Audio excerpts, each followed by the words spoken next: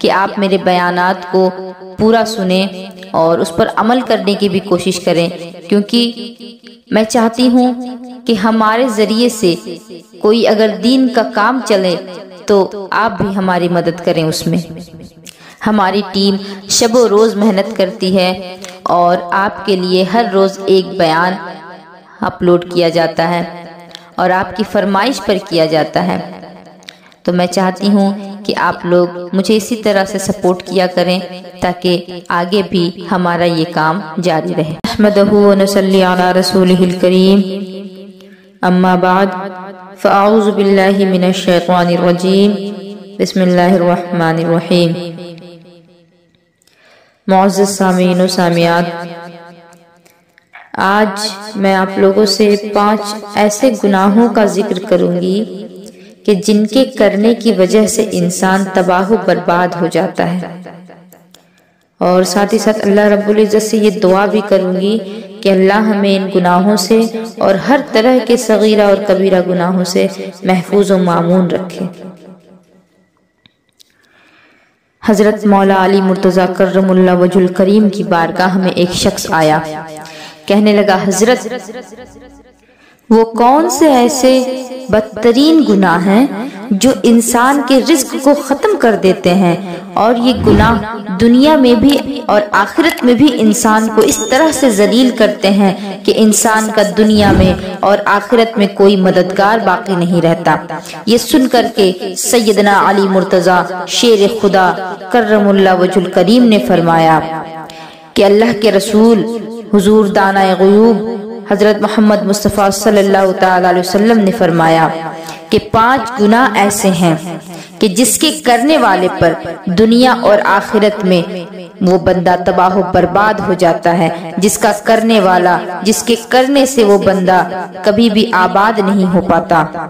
5 گناہ ایسے خطرناک ہیں کہ جس کے کرنے پر انسان دنیا میں بھی ذلیل ہوتا ہے اور آخرت میں بھی ذلیل ہوتا ہے، دنیا میں بھی برباد ہوتا ہے اور آخرت میں بھی برباد ہو جاتا ہے۔ 5 گناہ کرنے والا شخص دنیا میں بھی بے سکون رہتا ہے اور آخرت میں بھی بے سکون ہوتا ہے، بے آرام ہوتا ہے، یہاں تک کہ اس کے سکون کا جنازہ تک نکل جاتا ہے، مشکلات عروج پر آ جاتی ہیں۔ یہ 5 ایسے خطرناک گناہ ہیں۔ حضرت علی نے فرمایا، اگر تم چاہتے ہو کہ اللہ کا خاص کرم تم پر برقرار رہے، تم ہمیشہ اللہ کے رحم و کرم کے سائے پر رہو، اگر تم چاہتے ہو کہ رزق کی فراوانی ہو، کامیابی تمہارے قدم چومے، خوشیاں تمہارے قدم چومے، تو خدا را تم ان 5 گناہوں سے بچ کر رہنا، یہ خطرناک 5 گناہ کبھی بھی نہ کرنا۔ پوچھا گیا، حضرت وہ 5 گناہ کون سے ہیں؟ تو حضرت علی نے فرمایا کہ ان میں سے پہلا گناہ تو سود کھانا ہے۔ اللہ اکبر! یہ پہلا گناہ جس کا نام سود کھانا ہے، سود کا کاروبار کرنے والا، سود کا کاروبار کرنے والا دنیا میں بھی ذلیل ہوتا ہے اور آخرت میں بھی ذلیل ہوتا ہے، دنیا میں بھی رسوا ہوتا ہے، آخرت میں بھی رسوا ہوتا ہے، دنیا میں بھی تباہ و برباد اور آخرت میں بھی تباہ و برباد۔ سود خور انسان کو کبھی بھی عزت نہیں ملتی، کبھی بھی سکون کی نیند وہ نہیں سوتا۔ سود خور انسان جو دوسروں کو ٹینشن میں مبتلا رکھتا ہے، خود بھی ہر وقت، ہر گھڑی، ہر لمحے ٹینشن میں رہتا ہے، طرح طرح کی پریشانیاں اسے گھیر لیتی ہیں، ہر طرح کی مصیبتیں اسے گھیر لیتی ہیں۔ فرمایا گیا کہ قیامت کے دن سود خور انسان ایسے اٹھیں گے کہ ان کے چہرے بگاڑ دیے جائیں گے، سود خور انسان سور اور کتوں کی شکل میں اٹھائے جائیں گے۔ اللہ اکبر! اور یہاں تک فرمایا گیا کہ جس نے سود کا ایک لقمہ تک کھایا ہوگا تو اس ایک لقمے کے کھانے کی وجہ سے اسے اپنی ماں سے 36 مرتبہ زنا کرنے کے برابر گناہ دیا جائے گا۔ اللہ اکبر! یہ کس قدر بڑا گناہ ہے کہ کوئی اگر ایک لقمہ تک کھا لیتا ہے سود کا تو اسے 36 مرتبہ زنا کا گناہ ملے گا، اور وہ بھی اپنی ماں کے ساتھ۔ ایک سودخور انسان سیڑھی سے نیچے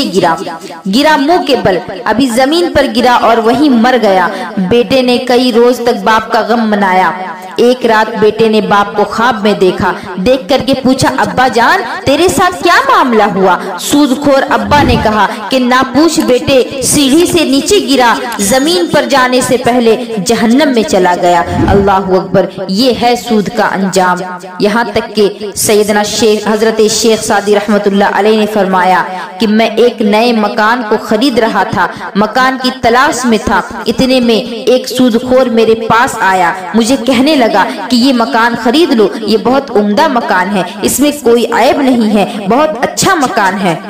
اور میں آپ کا ہمسایہ بن جاؤں گا، اسی محلے میں رہنے والا ہوں، آپ کا پڑوسی بن جاؤں گا، آپ کا ہمسایہ بن جاؤں گا۔ تو حضرت شیخ سعدی فرماتے ہیں کہ او نادان، تو کہتا ہے کہ اس میں کوئی عیب نہیں، مجھے تو سارے کے سارے عیب اسی میں نظر آتے ہیں۔ اس نے کہا حضرت وہ کیسے؟ تو آپ نے فرمایا کہ اس کا سب سے بڑا عیب تو یہ ہے کہ تو میرا پڑوسی ہو جائے گا، اس کا سب سے بڑا عیب تو یہ ہے کہ ایک سود خور میرا پڑوسی ہوگا، اور جہاں تجھ جیسا پڑوسی ہوگا وہ مکان مفت کا بھی ملے تو بھی گھاٹے کا سودا ہے،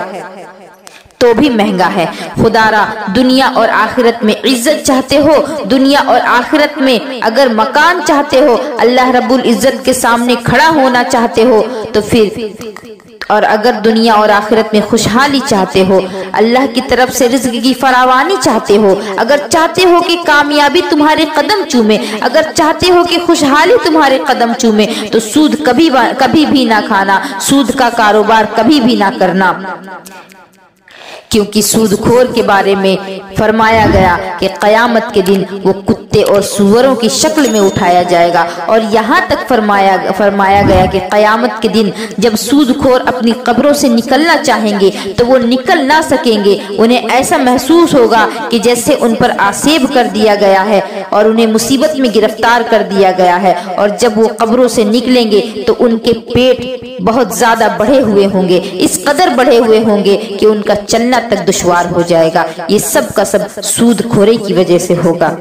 پوچھا گیا کہ دوسرا گناہ کون سا ہے؟ تو فرمایا دوسرا گناہ کسی نیک عورت پر تہمت لگانا، کسی نیک متقی پرہیزگار عورت پر تہمت لگانا، کسی عورت پر تہمت نہ لگایا کرو، کسی کی بیٹی پر تہمت نہ لگایا کرو، اس سے پہلے کہ تمہاری بیٹی پر تہمت لگا دی جائے اس سے توبہ کر لو۔ اللہ تبارک و تعالیٰ نے فرمایا کہ جو شخص کسی عورت پر تہمت لگائے، جو کسی نیک عورت پر تہمت لگاتا ہے، حالانکہ وہ اچھی ہو، نیک ہو، متقی ہو، پرہیزگار ہو، نمازی ہو، روزے رکھتی ہو، اچھی ہو، جو شخص کسی اچھی عورت پر تہمت لگاتا ہے وہ دنیا اور آخرت میں ذلیل و خوار ہو جاتا ہے۔ اگر تم کسی کی بیٹی سے نکاح نہیں کر سکتے تو نہ کرو، لیکن یہ بات بھی نہ کہو کہ اس میں فلاں عیب ہے، اس پر تہمت نہ لگانا کہ وہ بوڑھا باپ جو اپنی بوڑھی کمر پر بوریا لاد کر دن رات محنت مزدوری کرتا ہے، دن رات اوور ٹائم لگا کر کے مزدوری کرتا ہے، بوڑھی کمر پر بوریا لاد کر کے اپنی بیٹی کو جوان کیا، پڑھایا لکھایا، آج جب اس کی بیٹی جوان ہوئی تو محلے کے لوگوں نے، محلے کے نوجوانوں نے اس غریب کی بیٹی کو قبول نہیں کیا، اس پر تہمت لگا دیا اور اسے ٹھکرا دیا، اس سے شادی کرنا گوارا نہ کیا، اور صرف اس وجہ سے کہ اس کے باپ کے پاس جہیز کے پیسے نہیں تھے۔ فرمایا گیا کہ اگر تم چاہتے ہو کہ دنیا اور آخرت میں تمہیں عزت ملے، مقام ملے، مرتبہ ملے، خوشحالی ملے، تو کسی نیک عورت پر تہمت نہ لگانا، کیونکہ تہمت جو لگاتا ہے اس کی سزا اللہ تبارک و تعالیٰ نے دنیا میں 80 کوڑے رکھی ہے، 80 کوڑے اسے لگائے جائیں گے، اور پھر زندگی بھر کبھی بھی اس کی گواہی قبول نہیں کی جائے گی۔ یہ دنیا میں اس کی سزا ہے تو اللہ اکبر آخرت میں اس کی کیا سزا ہوگی، اس سے اللہ کی پناہ۔ تیسرا سب سے بڑا گناہ وہ ہے کہ کسی کا مال ہڑپ لینا، خاص طور پر یتیموں کا مال ہڑپ کر جانا۔ یتیموں کے سروں پر شفقت کا ہاتھ رکھو، یتیموں کے سروں پر رحمت بھرا ہاتھ رکھو، کیونکہ جب کبھی آپ مر جائیں تو آپ کی اولاد کے سر پر بھی شفقت کا ہاتھ رکھنے والا کوئی موجود ہو۔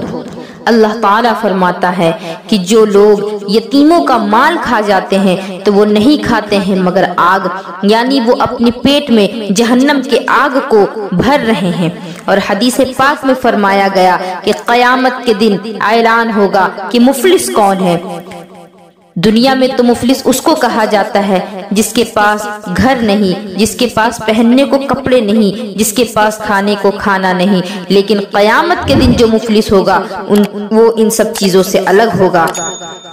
مفلس وہ ہوگا کہ جس نے کسی کا مال ناحق کھایا ہو، جس نے کسی کو گالی دی ہو، جس نے کسی کو ناحق ستایا ہو، جس نے کسی پر تہمت لگائی ہو۔ تو قیامت کے دن جب وہ بندہ آئے گا، اگرچہ وہ نمازی ہو، اگرچہ وہ روزے دار ہو، اگرچہ وہ حاجی ہو، اگرچہ وہ زکوٰۃ ادا کرتا ہو، صدقات دیا کرتا ہو، نوافل ادا کرتا ہو، لیکن ان سب کے باوجود وہ مفلس ہوگا، اور وہ اس طرح سے کہ وہ آئے گا، وہ نماز، روزے، حج، زکوٰۃ ہر چیز کا ثواب لے کر کے آئے گا، لیکن قیامت کے دن اس کے یہ ساری نیکیاں ان لوگوں کو دی جائیں گی جن لوگوں کو اس نے دنیا میں ستایا تھا، جن کو گالی دی تھی، جن کو ناحق ستایا تھا، جن کا مال کھایا تھا، جن پر تہمت لگائی تھی۔ اللہ اکبر! یہ کتنی بڑی سزا ہے کہ بندہ اگرچہ فرائض کا پابند ہو، نوافل کا پابند ہو، لیکن اگر کسی یتیم کا مال کھا لے تو پھر اس کی ساری نیکیاں دھری کی دھری رہ جائیں گی اور اسے کچھ بھی فائدہ نہیں پہنچائیں گی۔ اور فرمایا گیا کہ چوتھا گناہ اللہ کی ذات کے ساتھ کسی کو شریک سمجھنا۔ یہ ایک ایسا گناہ ہے، اتنا بڑا گناہ ہے کہ اللہ تبارک و تعالی چاہے تو ہر ایک گناہ کو معاف کر دے۔ بندہ چاہے جتنا بھی گنہگار ہو، اگرچہ اس کے گناہ سمندر کے جھاگ کے برابر ہوں، دنیا اور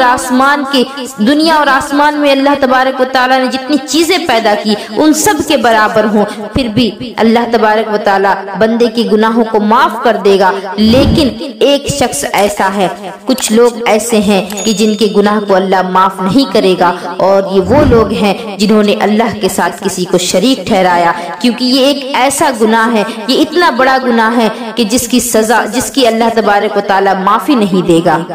یہ اپنے رب کو جھٹلانے کی سزا ہے، اپنے رب کو اندیکھا کرنے کی سزا ہے، کیونکہ پیدا کیا ہمیں اللہ نے پیدا کیا اور اس دنیا میں بھیجا، لیکن کچھ بدنصیب لوگ ایسے ہیں جو اللہ کی نشانیوں کو دیکھنے کے باوجود، چاند اور سورج کو دیکھنے کے باوجود، دن اور رات کو دیکھنے کے باوجود کچھ ایسی چیزوں کی عبادت کرتے ہیں کہ جن میں جان نہیں، جو خود اپنا خیال نہیں رکھ سکتے ان کی عبادت کرتے ہیں۔ اگر وہ اپنا خیال نہیں رکھ سکتے تو پھر یہ تو سوچو کہ وہ تمہارا خیال کیسے رکھیں گے۔ لہٰذا شرک ایک ایسا گناہ ہے کہ اللہ تبارک و تعالی ہر گنہگار کو بخش دے گا، لیکن اس بندے کو نہیں بخشے گا جس نے اللہ رب العزت کی ذات کے ساتھ کسی کو شریک ٹھہرایا ہو۔ اور پانچواں اور آخری گناہ، حضرت سیدنا علی مرتضیٰ شیر خدا کرم اللہ وجہ الکریم نے فرمایا کہ پانچواں اور سب سے خطرناک گناہ، سب سے اہم گناہ دل کے کانوں سے سنے کسی پر جادو کرنا۔ جادوگر شخص جو ہے، اس کے گھر کا کھانا بھی حرام، اس کے گھر کا پانی بھی حرام، اس کے گھر کا دودھ پینا بھی حرام، اس کے گھر کا نمک بھی حرام، اس کے گھر کی ہر ایک چیز حرام۔ جو شخص کسی کے اوپر جادو کرتا ہے، جو کسی کو ذلیل کرنے کے لیے، کسی کو رسوا کرنے کے لیے، کسی کو ٹینشن دینے کے لیے، کسی کو تکلیف دینے کے لیے جو شخص کسی پر جادو کرتا ہے، تو تکلیف ایک ایسی چیز ہے جو گھومتی پھرتی پھر اسی کے پاس آتی ہے، آخرکار اسی بندے تک آ کر پہنچ جاتی ہے جہاں سے وہ گئی تھی۔ جادوگر اگر کسی انسان کا برا چاہتا ہے تو پھر وہ برائی اسی تک لوٹ آتی ہے، اور جادوگر کی سب سے بڑی سزا دنیا میں یہ ہے کہ وہ اسلام کے دائرے سے خارج ہو جاتا ہے، وہ کافر ہو جاتا ہے، اور اس کی موت کفر کی حالت میں ہوتی ہے۔ اگر کوئی شخص کسی پر جادو اس لیے کرواتا ہے کہ فلاں بہت مالدار ہے، اس کا مال ختم ہو جائے، اگر کوئی کسی پر اس لیے جادو کرواتا ہے کہ فلاں کی بیوی بہت خوبصورت ہے، اس کی بیوی پر جادو کر دیا جائے، اس کی بیوی کو بیمار بنا دیا جائے، اگر کوئی کسی سے اس لیے جلتا ہے کہ اس کے اولاد زیادہ ہیں، اگر کوئی کسی سے اس لیے جلتا ہے کہ اس کا کاروبار اچھا چلتا ہے اور اس پر جادو کروا دیا جائے، تو وہ شخص جو جادو کروانے کے لیے جادوگر کے پاس جاتا ہے، جس دن سے وہ جاتا ہے اس دن سے 40 دنوں تک اللہ رب العزت نہ ہی اس کی نمازیں قبول فرماتا ہے، نہ ہی اس کے روزے قبول فرماتا ہے، اور نہ ہی اس کی دعائیں قبول فرماتا ہے۔ اور اگر اسی حالت میں اس کو موت آ جاتی ہے تو وہ کفر کی موت پر مرتا ہے۔ تو ذرا سوچیں، یہ تو اس کی سزا ہے جس نے جادو کرنے پر کسی کو ابھارا، جو کسی جادوگر کے پاس جا کر کے کسی کے لیے جادو کروایا۔ تو پھر سوچیں اس جادوگر کا کیا انجام ہوگا جو دوسروں کی زندگی کو عذاب بنا رہا ہے۔ خدا را یہ گناہ کبھی بھی نہ کریں۔ یہ 5 گناہ ایسے ہیں کہ جن کے کرنے پر اللہ تعالیٰ سخت ناراض ہوتا ہے۔ اگر آپ چاہتے ہو کہ اللہ کا کرم آپ کے اوپر برقرار رہے، اللہ کا خاص کرم آپ پر ہو، ہمیشہ آپ اللہ کے رحم و کرم کے سائے میں رہیں، تو یہ